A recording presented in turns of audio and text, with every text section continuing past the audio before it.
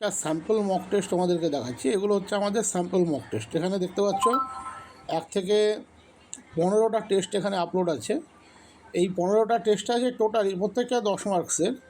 এটা আছে প্রত্যেকটা কিন্তু ডিফারেনশিয়াল ইকুয়েশন, একটা আছে কেবল রিলেশন ম্যাপিংয়ের রিলেশন থেকে।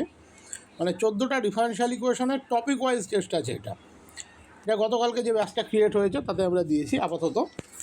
এখানে শুরুতে 30টা তুমি টেস্ট এমনিতে পাবে।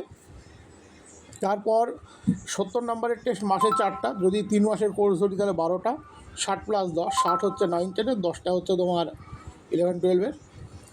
আর 8টা করে মাসে, মানে 3 8 24টা হবে তোমার 20 নম্বরের টেস্ট।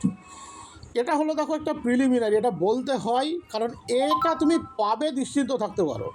এবার এর বাইরে তুমি কি পাবে? আমাদের অলরেডি 67টা মক টেস্ট প্র্যাকটিস বেসে রানিং আছে, অটোমেটিক্যালি সেগুলো আমরা এখানেও দেবো। কিন্তু কেন সেটা প্রথমে ডিসপ্লে করছি না, তার কারণ আমরা প্রত্যেকটা মক টেস্টের সলিউশান ভিডিও আকারে এখানে দেব। এবং এই যে 15টা অলরেডি আপলোড হয়েছে, এর সলিউশানের ভিডিও 7 দিন পরে দেওয়ার কথা হয়েছে, আমরা জানিয়েছি 7 দিনের মধ্যে তোমরা টেস্ট দেবে, 7 দিন পরে এটা দেবো। তাহলে ওডিটা পুরো কমপ্লিট হয়ে যাবে 7 দিন পরে। এরপরে ডিফারেনশিয়াল ক্যালকুলাস আসবে, তার ভিডিওগুলো পাবে। প্রত্যেকটা সলিউশন ভিডিও আকারে তোমরা পাবে। এটা হলো আমাদের কাছে একটা আলাদা ভিডিও। শুধু প্রশ্ন দিয়ে হয় না, কারণ যে ছেলেটিকে আমি প্রশ্ন দিলাম সে কালকে জিজ্ঞেস করবে যে এর উত্তরটা কোথায়।